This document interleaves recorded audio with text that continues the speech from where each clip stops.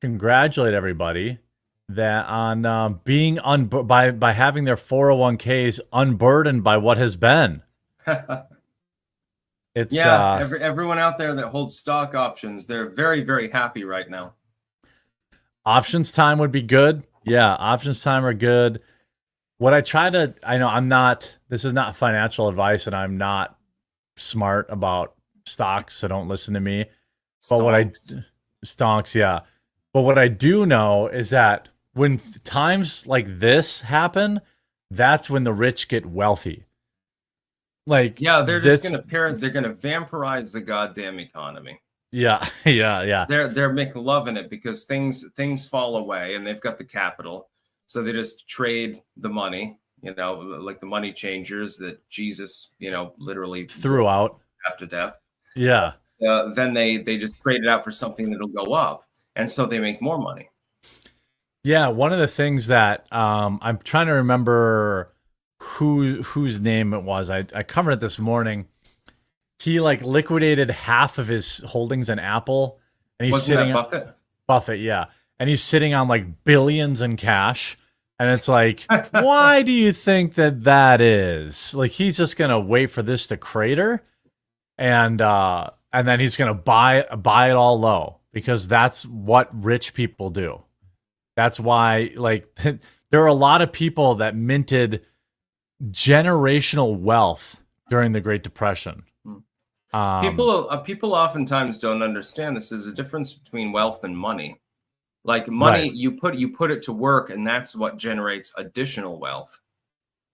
And you can get caught up and corrupted in it, and then and never actually have any real cash on hand because you're just rolling it over and over. But yeah, that can happen too, and that's suboptimal. But it's good to have an investment portfolio if you can.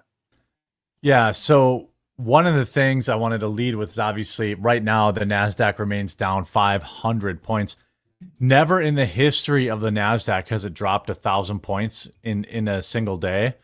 Today, this morning, it did. Yeah. And the Dow, it's recovered about half of that. It's down 535 or nearly 3.5%. The Dow Jones is still down 800 points. So one of the worst trading days in U.S. history, actually. Since the lockdowns, probably. Yeah. I mean, God, it would rival the stuff from the Great Recession. Yeah. This is a multifaceted issue. It's not as simple as most people think, but if I'm going to oversimplify it, essentially interest rates in Japan, which basically have been zero or whatever forever, those go up, coupled with the U.S. unemployment rates being much higher than expected, coupled with the jobs report being half of what Wall Street expected. Essentially, you have a lot of people who are realizing that the United States government has been kicking the can down the road for the last 10 years, which includes the Trump administration, by the way. And there is a price. You can't just keep doing this. You can't just keep saying, They've overheated the economy for so long. It is so massively overinflated in every aspect. Eventually, it has to correct. Unless you want to keep inflating the currency or something like that. I mean, then people aren't going to like that. Yeah, that's one of the things I try to explain to people, like who sold on the bubble. Like, I sold my house on the bubble. I bought my house like 10 years ago, my first house. Yeah. I paid, I think, $365,000, if I remember correctly. And I sold that house 10 years later for over $600,000. And people are like, and by the way, I made zero improvements. And people are like, whoa, you really made out good, didn't you? I'm like, no, I didn't. With inflation? Yeah, because the next house I bought, I lost all my gains. The house that I was building cost 30% more than it did 5 years prior. So it's like when people go to the casino, they always have amnesia for the losses. Oh, they always tell you about how much they won. but they never talk about how much they lose. And it's the same thing. Did I tell you about the slot machine story? Yeah. Yeah. I mean, that's, oh, I won X dollars at the casino today. I'm like, don't you go to the casino like every week? Well, yeah. Okay. Well, how much did you win last week? Scratch-off tickets. Oh my God, it frustrates me so much. People like buy $30 of scratch-off tickets, every week.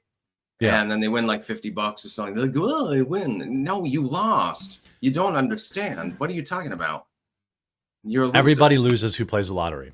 Yeah. Now, if you choose to, unless you only play it like once or twice, yeah, and you miraculously win the jackpot, okay, then you're lucky. But then people win the lottery and they buy a bunch of stupid shit and they go broke. Yeah. So it doesn't really matter. Yeah, I mean, there was a guy, I forget his name, but he won the lottery not once but twice and still ended up broke. Like he gambled it all the way. I think it wasn't like billions, but it was like 10 million or something. It's more than half of the people that actually win the lottery, I think, that end up going broke. And it's like if I won $10 million, the first thing that I would do is set up a huge investment account. Yeah, and pay the taxes up front. I'd say, okay, I'll buy a... Ooh, I can hear myself. Oh, you can. Uh-oh. I got it. Okay. Yeah, I would buy a house, but that's about the only thing I'd splurge on. And I wouldn't be buying a mansion or anything like that. I would just buy a regular old house and invest the rest. Yeah, and you can garden forever. You don't have to work. Yeah, I mean, I don't have an issue. Like, I'm not about buying a scratch off here and there, but I know the deal. Yeah. Just as long as you know the deal, like our government's economy would be destroyed if they didn't steal money from its citizens via taxation and the lottery. God, it's down by 922 points, I think, right now. Yeah, it's down 922. It really has not. I think it was down like 1,100 at most. And that's pretty close, though. Well, and what's the downstream of this is you can look at... I was told that the stock market was extremely important by the Biden administration only recently. We're presiding over record stock growth. Yeah, record stocks only go up, Styx. If you look at also coincidentally, Aiden Ross is literally interviewing Donald Trump right now. I wish Trump, good. Congratulations to Aiden Ross. I'll say that. I don't know if his 14-year-old audience is going to make a difference, but shoe on head, the cutie. Yeah, where was I wanted to put the White House economic guy. What was his name? He stepped down today too. Oh, he did? Yeah. What a coincidence. I didn't see that. Yeah. Damn. What is chat? Help me out. I've been caught slipping. Yeah. Biden's. I think I retweeted it.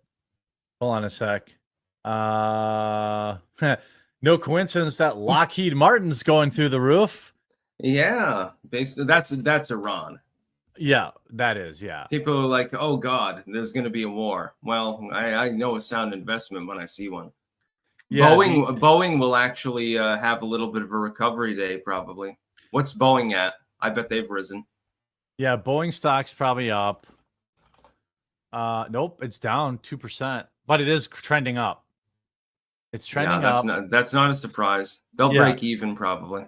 Yeah, the head of like Joe's lead economic advisor stepped down today, allegedly to work on the Kamala campaign. Oh yeah. Allegedly. What happens now downstream of this is this. This might be one of the biggest shifts I've seen on Predicted. Again, Predicted is extremely unreliable right now, folks. So yeah, for the next couple of weeks, ignore polls, ignore the Predicted, ignore everything like that, because things are too volatile right now. There's no way to actually correctly gauge the numbers. Yeah, it's like I made a video the other day, and I'm like, for the next couple of weeks, I'll cover polling if it comes in, but I'm not going to take it terribly seriously because it's just too volatile. If you go to just another, this is Polymarket.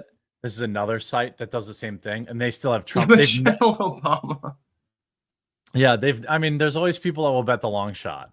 But like Trump has never been down even through all of this by never been up by less than 10 throughout all of this on Polymarket.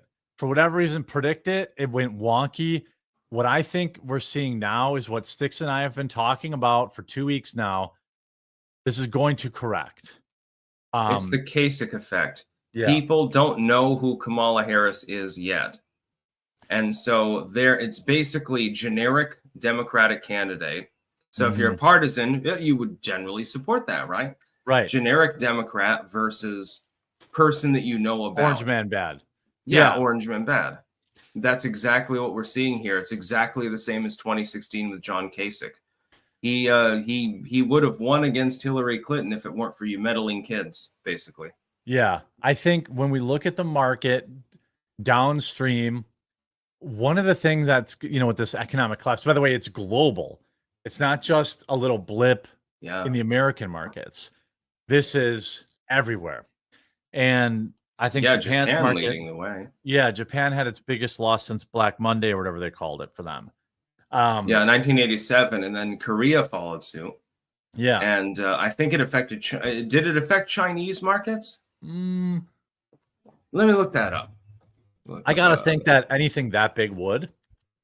But you end up in this situation where the market itself.